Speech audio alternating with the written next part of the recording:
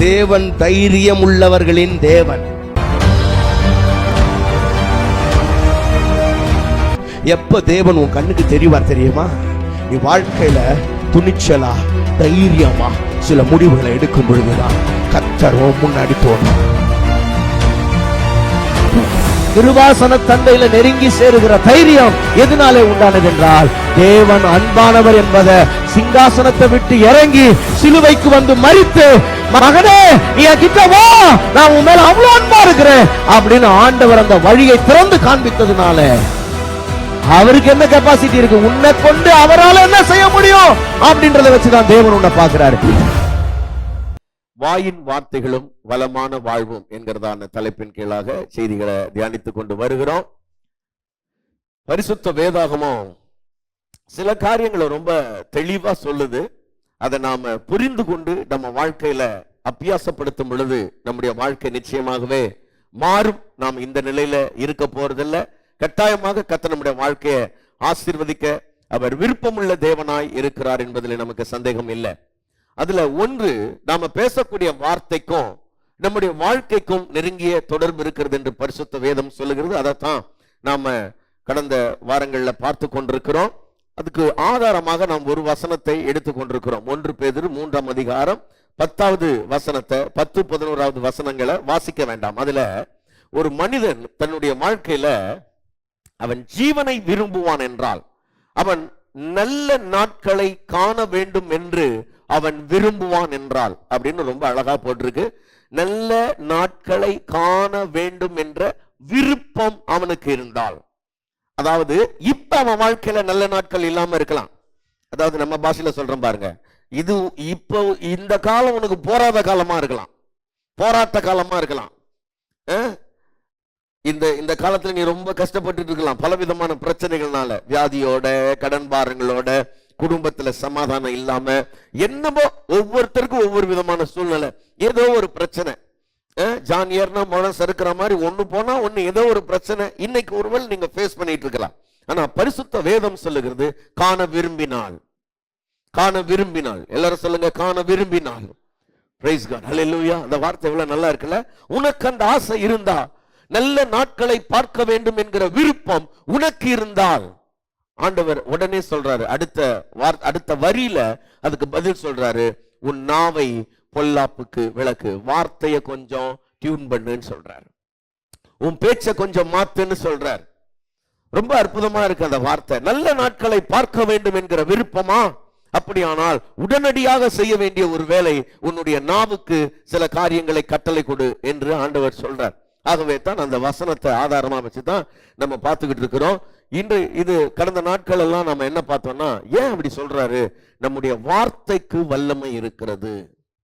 வார்த்தையும் வல்லமையும் என்கிற தலைப்புல நாம இப்ப செய்திகளை பார்த்துக்கிட்டு இருக்கிறோம். அதுல வார்த்தைக்கு வல்லமை இருக்கிறது. ஏன்னா தேவனே வார்த்தையானவர். தேவனே எப்படித்தான் இருக்கிறார்னா, அவரே வார்த்தையாத்தான் இருக்கிறார். வார்த்தை தான் மாம்சமாகி இந்த பூமிக்கு வந்ததாக நாம் பார்க்கிறோம். ஆகவே தேவனே வார்த்தை. இந்த உலகம் எல்லாம் வார்த்தையினால் சிருஷ்டிக்கப்பட்டது. இந்த உலகம் எல்லாம் வார்த்தையினாலே கட்டுப்படுத்தப்பட்டு இயங்குகிறது அப்படின்னு நம்ம பார்க்கிறோம். ஆக வார்த்தையினால் சிருஷ்டிக்கப்பட்டு வார்த்தையினால் கட்டுப்படுத்தப்பட்டு இந்த உலகம் இயங்குகிறது. வார்த்தைக்கு சகலத்தின் மேலும் அதிகாரம் இருக்கிறது. வார்த்தை இயற்கையை கட்டுப்படுத்துகிறது, வார்த்தை மரணத்தை ஜெயிக்கிறது, வார்த்தை வியாதியை ஜெயிக்கிறது. இப்படி வார்த்தை பிசாசனுடைய வல்லமைகளை மேற்கொள்ளுகிறது. எல்லா காரியத்தையும் பார்த்தோம். தேவனுடைய வார்த்தையும் மேற்கொள்ளுகிறது, மனிதர்களுடைய வார்த்தையும் என்ன பண்ணுதுன்னா மேற்கொள்ளுகிறது அப்படின்னு நான் உங்களுக்கு சொன்னேன். அப்ப வார்த்தைக்கு அப்படிப்பட்ட ஒரு வல்லமை இருக்கிறது. சரி, சாதாரண மனுஷங்க பேசுற வார்த்தைக்கு வல்லமை இருக்குதுன்னு போன வாரம் சொன்னேன். போன வாரம் செய்தி யாராவது கேட்கலன்னா தயவு செய்து அது யூடியூப்ல இருக்கும், நீங்க போய் கேளுங்க. நீங்களும் நானும் பேசுற வார்த்தைக்கு வல்லமை இருக்கிறது. கவனிங்க, இன்னைக்கு அதே வார்த்தையும் வல்லமையில இன்னொரு முக்கியமான காரியத்தை பேச போறேன். ஏன் அப்படின்னா, இப்ப நீங்கெல்லாம் சர்ச்சுக்கு வரீங்க. ஏன் சர்ச்சுக்கு வரீங்கன்றது உங்கள பல பேருக்கு தெரிஞ்சிருக்கலாம், சிலருக்கு தெரியாம இருக்கலாம்.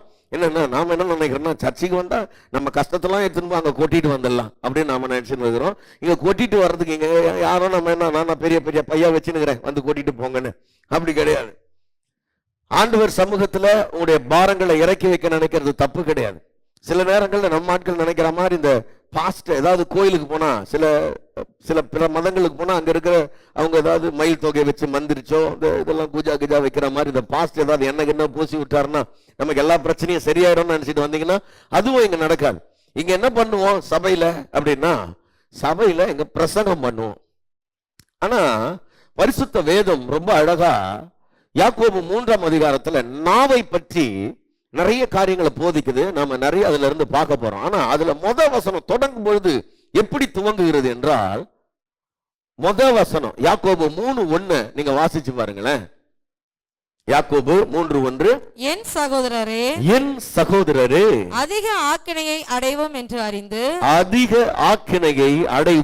என்று அறிந்து உங்களில் அநேகர் போதகர் ஆகாதிருப்பீர்களாக. என்ன சொல்றாரு? போதகர் ஆகாதீங்கப்பான்றாரு. நிறைய பேர் என்ன ஆகாதீங்க? போதகர் ஆகாதீங்க. ஏன் அப்படி சொல்றாரு? ஏன் பாஸ்டர் ஆக வேணான்றாரு? ஏன் சொல்றாரு? அதிக ஆக்கினை யாருக்கு? பாஸ்டர்களுக்கு தான் நிறைய தண்டனையா. சிலருக்கெல்லாம் சிரிக்கிறீங்க, நம்ம மாட்டீங்களா பாஸ்டர்? இல்ல அதுக்கு பின்னாடி நிறைய வேலை இருக்குது, நீங்க கவனிக்கணும் அதை. பாருங்க ஏன் அப்படி சொல்றாரு? ஏன் இந்த பாஸ்டர்களுக்கு நிறைய தண்டனைன்றார்? நிறைய தப்பு பண்ணுவாங்க அதனாலயா? கிடையாது. இங்க ரொம்ப அழகா அதனாலதான் சொல்லப்பட்டிருக்கு. இந்த போதகர் அப்படின்னா அவருடைய வேலையே என்னன்னா ஜனங்களுக்கு போதிக்கிறது. பாருங்க இந்த போதனை அப்படின்றது என்ன பண்ணணும்னா, உங்க வாழ்க்கையில போதனையை நீங்க கேட்க கேட்க கேட்க ஒருத்தரை, பாருங்க இது சாதாரணமான வேலை இல்ல. இந்த நாம் பேசுற வார்த்தைகள் எந்த இடத்துலயும் எந்த பிரசங்கருக்கும் என்ன வேலை அப்படின்னா, இந்த வார்த்தையினால நாங்க பேசி பேசி பேசி உங்களுடைய வாழ்க்கைய மேம்படுத்தணும், உங்க வாழ்க்கைய கட்டணும். அதுக்குதான் கர்த்தர் என்ன பண்றாருன்னா போதகர்களை நியமிச்சிருக்கிறார்னு வசனம் சொல்லுது. அப்ப சில இடங்கள்ல நீங்க போனீங்கன்னா மக்களை கட்டுவிக்கிறதுக்கான வார்த்தைகளை அங்க பிரசங்க மாட்டாங்க.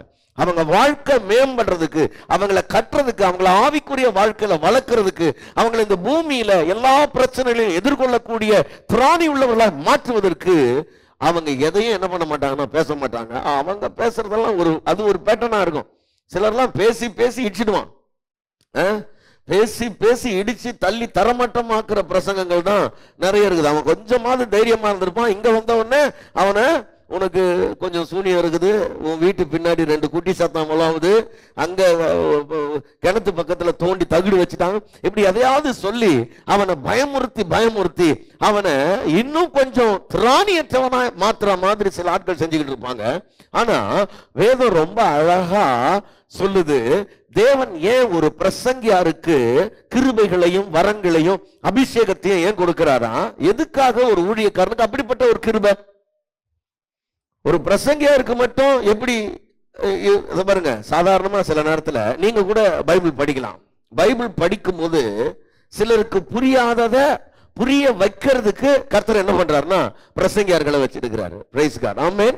அது நீங்க ரோமர் 10ஆம் அதிகாரத்துல நீங்க வாசிக்க முடியும். பிரசங்கிக்கிறவன் இல்லாவிட்டால் எப்படி கேள்விப்படுவார்கள்? அதுக்கு ஒரு பிரசங்கியார் ரொம்ப முக்கியமானவர், கவனிக்கணும். அப்ப அதுக்குத்தான் கர்த்தர் என்ன பண்றாருன்னா அவங்கள அந்த ஊழியத்துக்காக அழைச்சி அதுக்கான கிருபை வரங்களை கொடுத்து கர்த்தர் வச்சிருக்கிறார். அப்ப ஏன் வச்சிருக்கிறார்னா, பிரசங்கியார் ஏதோ பெரிய ஆள் கிடையாது. அவரு ரொம்ப ரொம்ப நல்லவர், இல்லைன்னா ரொம்ப பரிசுத்தமானவர், கடவுள் பார்வையில ரொம்ப முக்கியமானவர், அதனால வைக்கல. இல்ல, அவருக்கு ஒரு பெரிய வேலை இருக்குது. என்ன வேலை இருக்குது? அவர்கிட்ட வர ஜனங்களுடைய வாழ்க்கைய கட்டுவிக்க வேண்டும். அவங்க வாழ்க்கை மாறணும், அவருடைய குடும்பங்கள் மாறணும், அவங்களுடைய தனிப்பட்ட ஜீவியங்கள் மாறணும். அதை கட்டுவிக்கிறதுக்கான வார்த்தைய கர்த்தர் பிரசங்கியாருடைய வாயில போடுகிறார். 2 வசனங்களை வாசிக்க போறோம். 1 2 கொரிந்தியர் 13ஆம் அதிகாரம் 10வது வசனத்தை நீங்க வாசிச்சீங்கன்னா, 2 கொரிந்தியர் 13:10 அப்போஸ்தலனாகிய பவுல் தன்னுடைய அனுபவத்தை அங்க சொல்றதை நாம பார்க்க முடியும். வாசிக்கலாம். ஆனதால் இடித்து போட அல்ல, ஊன்ற கட்டவே கர்த்தர் எனக்கு கொடுத்த அதிகாரம். நல்லா கவனிங்க, இடித்து போட அல்ல. அப்போ இடித்து போடவும் முடியும். ஒரு பிரசங்கம் இடிக்கவும் முடியும், கட்டவும் முடியும். பிரைஸ் காட், ஹல்லேலூயா. ஆமா, ரெண்டுமே நடக்கும். அப்போ ஒரு பிரசங்கம்ன்றது ரொம்ப முக்கியம். எந்த மாதிரி போதனைகளை நீங்க கேட்கறீங்கன்றது ரொம்ப முக்கியம். கவனிங்க, ஏன்னா சில போதனைகளை நீங்க கேட்டீங்கன்னா வாழ்க்கையே இழிஞ்சிரும். தவறானத, தகாதத, தேவையில்லாதெல்லாம் கேட்டீங்கன்னா வாழ்க்கை இடிந்து விடும். அந்த மாதிரியான போதனைகளும் இருக்கிறது. அதே போல இங்க ரொம்ப அழகா சொல்றாரு, இடித்து போட அல்ல, ஊன்ற கட்டவே. எதுக்கா? ஊன்ற கட்டவே தேவன் எங்களுக்கு தந்த அந்த அதிகாரத்தை நான் என்ன பண்றேன்? பயன்படுத்துகிறேன் என்று அப்போஸ்தலனாகிய பவுல் சொல்லுகிறார். அப்ப ஒவ்வொரு பிரசங்கியாருக்கும் வேலை என்னன்னா, இந்த மக்களை கிறிஸ்துவுக்குள்ள ஊன்ற கட்டி, வசனத்துக்குள்ள அவங்களை ஊன்ற கட்டி, அவங்களை தேவனுடைய பிள்ளைகளா, உறுதிப்பட்டவர்களா மாற்றி, அவங்களை தேவனுடைய ஆசீர்வாதங்களுக்கு பங்காளிகளாய் மாற்ற வேண்டும். அப்ப ஒவ்வொரு வார்த்தையும் அவங்களை கட்டுவதற்கு ஏதுவான வார்த்தையாக பேச வேண்டியது அவசியம். அந்த வார்த்தை பேசும்போது ஒவ்வொருத்தரையும் எடுத்து அது கட்டணும், அந்த மாதிரி பேசணும். அப்படி பேசலன்னா, அதுக்கு தான் சொல்றாரு, அப்படி பேசலன்னா தான் அதிக ஆக்கினேன்னாரு. பிரைஸ் தி லார்ட், அல்லேலூயா. எங்கேயாவது பிரசங்கம் பண்றது எங்கேயாவது போனீங்கன்னா இதை முதல்ல மைண்ட்ல வச்சுக்கணும். நீ பிரசங்கியாரா ஒரு இடத்துக்கு போறீங்கன்னா அங்க 5 பேர் இருக்கிறாங்களோ 5 லட்சம் பேர் இருக்காங்களோ அதெல்லாம் முக்கியம் கிடையாது. நீ பேசுற வார்த்தை அந்த 5 பேரையும் கட்டி எழுப்பணும். அவங்களோட வாழ்க்கையை கட்டி எழுப்பணும். அதுக்காகத்தான் நீங்க அந்த 5 பேருக்கு பிரசங்கம் பண்றதுக்கு கடவுள் உங்களுக்கு அந்த ஸ்லாக்கியத்தை கொடுத்திருக்கிறார். Sunday school teachers, youth leaders, இந்த கேர்சல் நடத்த போற லீடர்ஸ் எல்லாரும் இது நம்ம மைண்ட்ல வச்சிடணும். நாம பேசுற வார்த்தைகள் அவங்களை உருவாக்க வேண்டியது அவசியமாய் இருக்கிறது. கவனிங்க, இடிக்கிறதுல இன்னொரு பாட்டு இருக்குது. அது என்னன்னா, அது வரேன். அதுக்கு முன்னாடி இடிக்கிறதுனா, இடிக்கிறது கொஞ்சம் செய்யணும். எங்கன்னா, நமக்குள்ள சில நேரங்கள்ல நம்முடைய மாம்சீகத்துல சில நேரங்கள்ல வேண்டாத காரியங்கள் இருக்குது.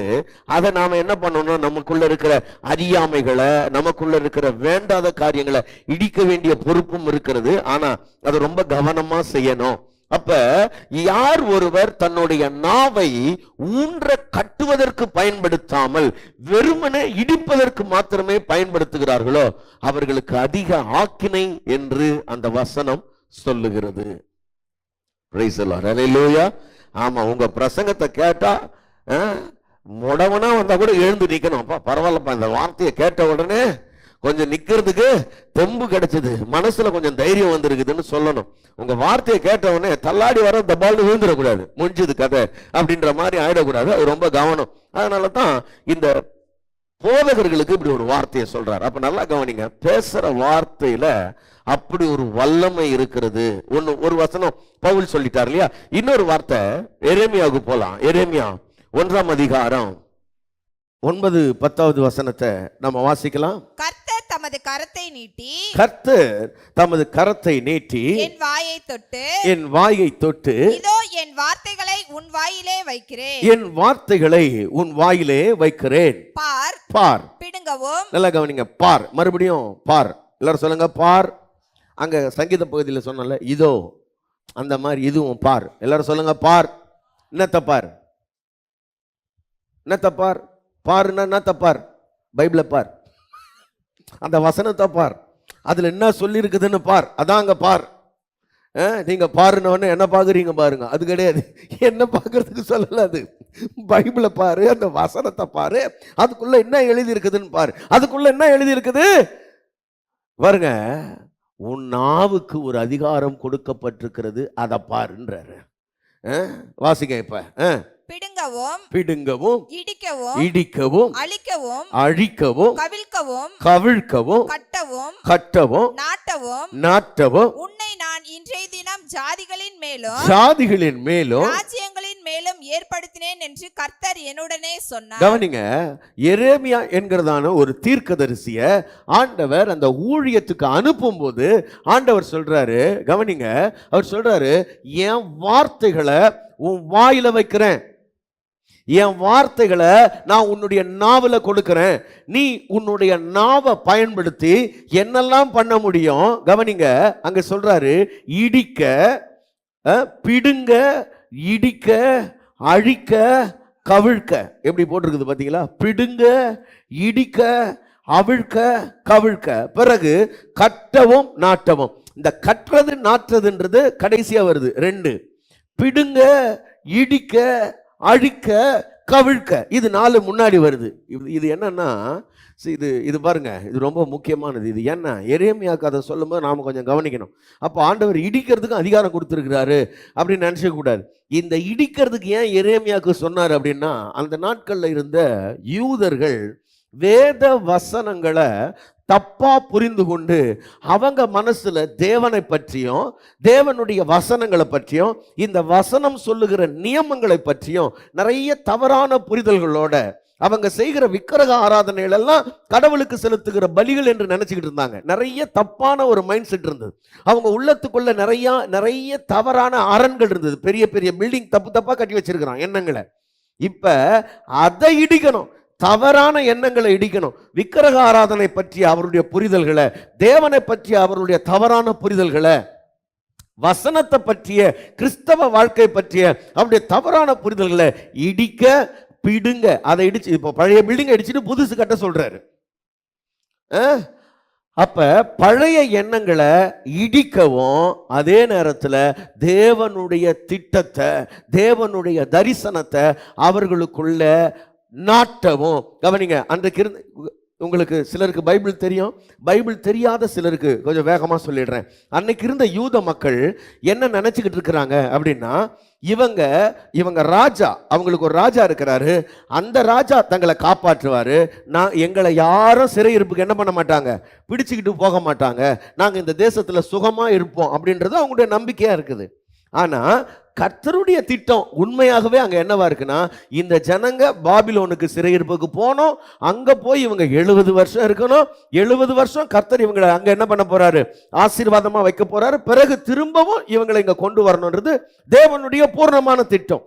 ஆனா இந்த தேவ திட்டத்தை இந்த ஜனங்க உணராம, ஜனங்க என்ன நம்புறாங்கன்னா, அங்க இருக்கிற ராஜாக்களையும் அங்க இருக்கிற பொய் தீர்க்கதரிசிகளையும் நம்பிக்கிட்டு நாங்க சிறையிருப்புக்கு போக மாட்டோம், எங்களுக்கு எங்க மேல பட்டயமோ யுத்தமோ எதுவுமே என்ன பண்ணாது, வராதுன்னு ஒரு தப்பான எண்ணத்தை இவங்க மைண்ட்ல வச்சிருக்கிறாங்க. அப்ப இந்த தப்பான எண்ணத்தை இடிக்க, தேவனுடைய திட்டத்தை அவர்களுக்குள்ள கட்ட தேவன் என்ன பண்றாருன்னா, இந்த எரேமியாவுக்கு அதிகாரம் கொடுக்கிறாரு. பிரைஸ் காட், ஹல்லேலூயா, ஹல்லேலூயா. ஒரு சபைக்கு வந்தீங்கன்னா 2 காரியம் நடக்கும். ஒன்று, நாம் ஏற்கனவே கொண்டிருக்கிற சில தவறான அபிப்பிராயங்கள், தேவனை பற்றி, வேதத்தை பற்றி, நம்ம எதிர்காலத்தை பற்றி கூட சில நேரங்களில் நமக்கு புரியாத காரியங்களை சபையில் பேசக்கூடிய வார்த்தைகள் என்ன பண்ணணும்னா உங்களை இடிக்கும். நீங்கள் நினச்சிக்கிட்டு இருக்கிற உங்களுடைய எண்ணங்கள் தவறானதுன்னு உங்களுக்கு சுட்டி காட்டும். சில நேரங்களில் பல ஆண்டுகளாக நாம் சில நம்பிக்கைகளில் கொண்டிருக்கலாம். அந்த நம்பிக்கை தவறானது என்று சொல்லும்போது நம்மளால் என்ன பண்ண முடியாது, அதை ஏற்றுக்கொள்ள முடியாது. ஆனால் நீங்கள் ஏற்றுக்கொள்ளலைன்னா கூட கர்த்தருடைய வார்த்தை தான் சத்தியம், அதை நீங்கள் முதல்ல நம்பணும். அப்போ கவனிங்க, பல ஆண்டுகளாக என் மனதில் இருக்கக்கூடிய அரண்களை, கோட்டைகளை, தவறான எண்ணங்களை, தேவனுடைய திட்டத்தை அறிகிற அறிவுக்கு விரோதமான எண்ணத்தை இங்கே சபையில் கேட்கக்கூடிய பிரசங்கம், போதகம் என்ன பண்ணோம்னா இடிக்கும். பிரைஸ் காட், அல்லேலூயா. ஆமாம், பல நேரங்களில் நம்முடைய எண்ணங்களை அது இடிச்சிடும். ஆனால் கிறிஸ்துவுக்குள்ளான உங்களுடைய நல்வாழ்க்கை, தேவன் உங்களை பற்றி கொண்டிருக்கிற நல்ல திட்டங்கள், உங்களை குறித்து வைத்திருக்கிற நல்ல தரிசனங்கள், நீங்கள் எப்படி ஆண்டவரால் ஆசீர்வதிக்கப்பட வேண்டும் என்று கர்த்தர் சித்தமாக இருக்கிறார் என்பதை, அப்படிப்பட்ட நல்ல காரியங்களை உங்கள் மனசில் மீண்டும் மீண்டும் ஆழமாக இந்த சத்திய வசனமானது பதிச்சுக்கிட்டே இருக்கும். அதனால தான் சபைக்கு வரும்போது இந்த பிரசங்கத்தை ரொம்ப நல்லா கேட்கணும். செய்தியை ஏன் நல்லா கேட்கணும்? செய்தி நேரத்தில் தூக்கம் வந்தால் கூட கிள்ளி விட்டுக்கிட்டு முகத்தை போய் கழுவி விட்டுட்டு வந்து ஏன் கேட்கணும் அப்படின்னா, இந்த செய்தியை கேட்க கேட்க தான் உன்னை குறித்து தேவன் என்ன திட்டம் வைத்திருக்கிறார் என்பது உனக்கு புரியும். உனக்கான சரியான வரைபடம் உனக்கே தெரியும். இல்லைன்னா நாம் என்ன நினைப்போம் தெரியுமா? வழக்கமாக நம்ம தாத்தா சொல்லியிருப்பார், எல்லாம் உன் தலையெழுத்துடா, நீ இப்படி தான் சிக்கி சீரழியணும், சின்ன பின்னம் ஆகணும்னு என்ன பண்ணிட்டான், மேலே இருக்கிற ஒருத்தன் எழுதி வச்சிட்டான், அதனால் நீ இப்படி தான் லோல் படுவேன்னு நம்ம தாத்தா சொன்னதையே நம்ம பிடிச்சின்னு இருப்போம். தாத்தா சொன்னது இல்லை, கர்த்தர் சொன்னது. தாத்தா சொன்னதெல்லாம் ஓரமாக தூக்கி வச்சுட்டு கர்த்தர் என்ன சொன்னார்னு பார்க்கணும். கர்த்தர் என்னை குறித்து என்ன சொல்லியிருக்கிறார்? இல்லை பிரதர், எங்கள் மாமா கூட நல்லா ஜெபம் பண்ணுவார், ஆனால் அவர் ஜெபம் பண்ணி எனக்கு சொல்லிட்டாரு இதுதான் இப்படி தான் நடக்கணும். மாமாவோட தீர்க்க தரிசனத்தை ஓரமாவை, வசனத்தைப்பா. மாமாவோட தீர்க்க தரிசனம், ஆமாம் அந்த மூணாறு மலை மேல ஒரு தீர்க்கதரிசி சொன்னாரியா, அதனால இப்படிதான் கிடையாது. இந்த தீர்க்கதரிசி எல்லாம் என்ன சொன்னாலும் திரும்பவும் வேதத்துக்கு வந்து பார்க்கணும். வேதம் உங்களை குறித்து ஒரு நாளும் தவறாக சொல்லாது. வேதம் உங்களை குறித்து ஒரு நாளும் எதிர்மறையாய் பேசாது. வேதம் ஒரு நாளும் உங்களை குறித்து தீங்கான காரியங்களை சொல்லாது. ஆகவே திரும்ப திரும்ப வேதத்திற்கு வந்து உங்களுடைய எதிர்காலத்தை குறித்து, உங்களுடைய தலைமுறைகளை குறித்து இந்த வேதம் என்ன சொல்லுகிறது என்பதை நீங்கள் பார்த்து, இந்த செய்திகளை கேட்டு அந்த ஒரு பெரிய வரைபடத்தை நீங்கள் என்ன பண்ணுங்கன்னா முதல்ல உள்வாங்குங்க. வரைபடம் உள்ள வந்துச்சுன்னா அப்புறம் கட்டட வேலை தானே நடக்கும். பிரைஸ் காட், ஆமென், அல்லேலூயா. அதனால தான் இந்த பேசுறது ரொம்ப முக்கியம்னு இந்த வேதம் சொல்லுது. இந்த பிரசங்கிக்கிறது, பிரசங்கியார்கள் ரொம்ப முக்கியம். அவங்க பண்ணுற பிரசங்கம் முக்கியம். நீங்கள் கேட்கறது ரொம்ப முக்கியம். கேட்கறதோடு நிறுத்திடக்கூடாது. கேட்டதை திரும்ப நீங்கள் போய் பேசணும். வீட்டில் உட்காந்துன்னு மதியானம் உட்காந்துன்னு சாப்பிடும்போது கர்த்தர் என்ன சொன்னார், இன்னைக்கு பிரசங்கத்தில் பிரசங்கியார் என்ன சொன்னார், இந்த வார்த்தையின்படி தான் நமக்கு பலிக்கும்னு சொல்லியிருக்கிறாரு. ஆகவே நாம் என்ன பண்ணுவோம், மீன் சாப்பிடும்போதே சொல்லுங்க, மீன் சாப்பிடும்போதே தொண்டையில் முள் குத்திக்க போகுது பார்த்து அப்படி சொல்லக்கூடாது. முள்ளுலாம் குத்தாது உனக்கு, பார்த்து சாப்பிடுன்னு சொல்லணும். வார்த்தையை கொஞ்சம் மாற்றணும், அவள்தான், வேற ஒன்றும் இல்லை. பார்த்துரா, சிக்கன் சாப்பிடும்போது இப்படி தான் ஒருத்தருக்கு சிக்கன் சாப்பிட்டு தொண்டையில் போய் எலும்பு சிக்கி செத்தே போயிட்டாராம் அப்படி சொல்லக்கூடாது. நமக்கு வாயில் திறந்தாலே வார்த்தையே நல்லதே வராது. அதில் எப்படி கெட்டதில், அதில் என்ன கெட்டது இருக்குதோ அதை தான் பேச முடியும். அந்த நாக்கு என்ன நாக்கோ தெரியல சிலருக்கு. அதில் பாருங்களேன், பார்த்து சாப்பிடுன்னு சொல்கிறதுக்கும் அதை இப்படி சொல்கிறதுக்கும் வித்தியாசம் இருக்குதுல்ல. கொஞ்சம் வேகமாக சாப்பிடாத, கொஞ்சம் பொறுமையாக சாப்பிடுன்னு சொல்லலாம். பார்த்து தொண்டையில் எலும்பு சிக்கி போய் சேர்ந்துட போகிறேன். சிலருக்கு இதே தான் பேச்சே, வாய் திறந்தாலே இப்படி தான் வரும். அது என்னவோ அப்படி வளர்ப்பு அந்த மாதிரி சிலருக்கு. சரி, இருந்துட்டு போட்டோம். கவனிங்க, இப்போ ஒரு பிரசங்கியார் பேசுகிற பேச்சு மட்டும்தான் அதிகாரம் இருக்குதா அப்படின்னா கிடையாதுங்க. சாதாரணமாக நீங்கள் ரட்சிக்கப்பட்ட தேவனுடைய பிள்ளைகள் ஒவ்வொருவரும் நல்லா கவனிக்கணுங்க. என்னைக்கு கர்த்தரால் ரட்சிக்கப்பட்டீங்களோ, ரத்தத்தினால மீட்கப்பட்டீங்களோ, அன்னைக்கே வேதம் சொல்லுகிறது. கவனிங்க, நீங்கள் என்னைக்கு அன்னைக்கே ஆவியானவர் உங்களுக்குள்ள வந்து தங்கிட்டாரா. அல்லேலூயா. ஆமாம், உங்களுக்குள்ள தேற்றரவாளனாகிய பரிசுத்த ஆவியானவர் உங்களுக்குள்ள வந்து தங்கி இருக்கிறார். அப்போ எப்படி ஒரு பிரசங்கியார் பேசுறதுக்கு ஆவியானவர் ரொம்ப உதவியா இருக்கிறாரோ, அது போல நீங்க உங்க வாழ்க்கையை நடத்துறதுக்கு உங்களுக்குள்ள ஆவியானவர் இருந்து உங்களை என்ன பண்றாருன்னா நடத்துகிறார். நீங்க ரட்சிக்கப்பட்ட அந்த நாள் முதலே தேவனுடைய ஜனமா, தேவனுடைய மனுஷர்களா, தேவனுடைய மனுஷியா நீங்க மாறிட்டீங்க. கர்த்தர் உங்க மேல இருக்கிறார். எத்தனை பேர் அதை நம்புறீங்க? கர்த்தருடைய ஆவியானவர் என் மேல் இருக்கிறார். நம்புறீங்களா? அப்படி நம்பலனாலும் அதான் நெசம். பல நேரங்களில் நீங்க அதை ஒத்துக்கணும். சில நேரத்தில் சிலருக்கு அதெல்லாம் எங்கள் மேலே எங்கே இருக்கிறார்? உன் மேலே இருக்கிறாரு.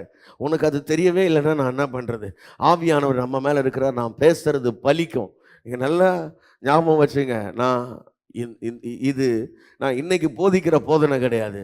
நான் கடந்த 20 வருஷமாக இதை ப்ராக்டிஸ் பண்ணுறேன். 20 வருஷமாக இதை பயிற்சி செய்கிறேன் என் வாழ்க்கையில். ஆகவே நான் ஒருவரையும் தவறாக பேச மாட்டேன், ஒருவரையும் நியாயம் தீர்க்க மாட்டேன், ஒருவரையும் சபிக்க மாட்டேன்.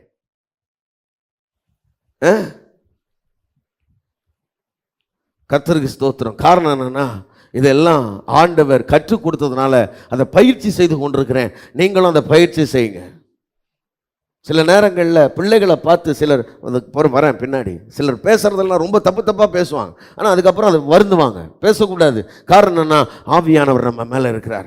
நாம் பேசுகிற பேச்சுக்கும் என் வாழ்க்கைக்கும் மிகப்பெரிய தொடர்பு இருக்கிறது என்பதை நாம் உணர்ந்திருக்க வேண்டியது அவசியமாக இருக்கிறது. சரி, கவனிங்க. அப்போ என் வாயில் அந்த வார்த்தையை திரும்ப வாசிக்க விரும்புகிறேன். எரேமியா 1:9.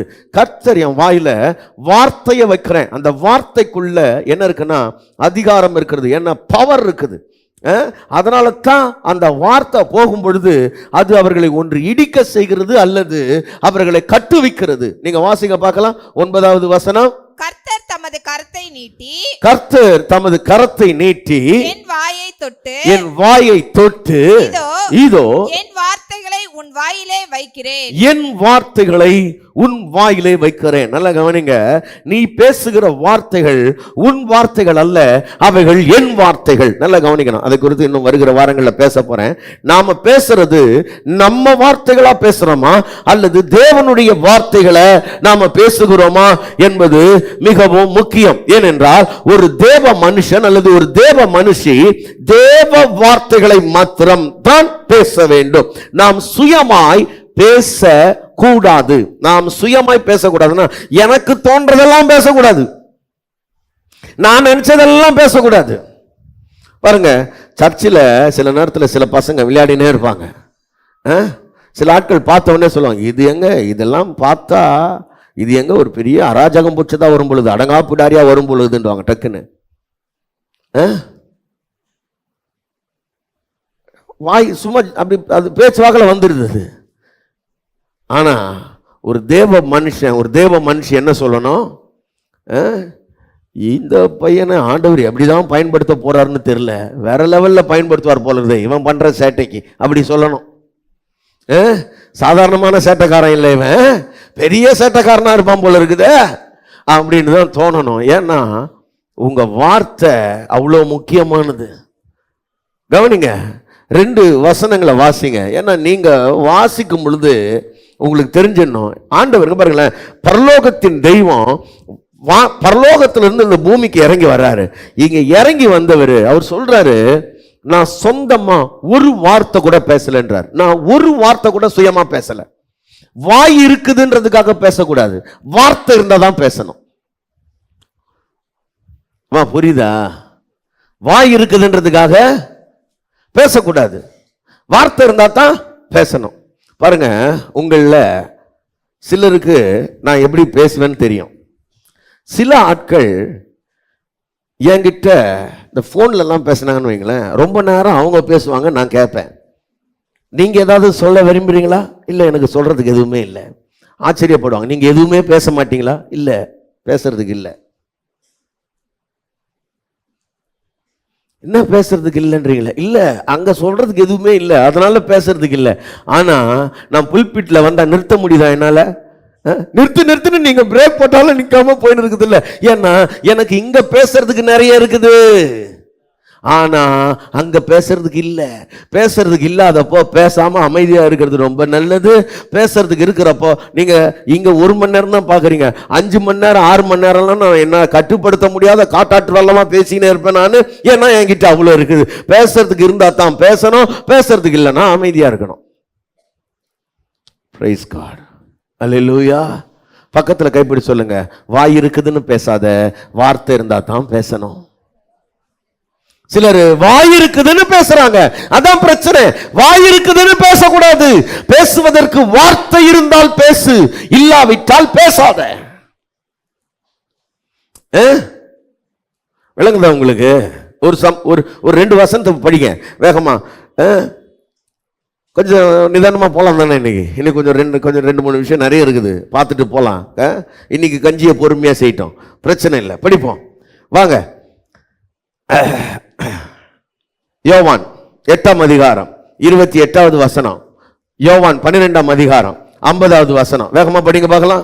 ஆதலால் இயேசு அவர்களை நோக்கி நீங்கள் மனுஷகுமாரனை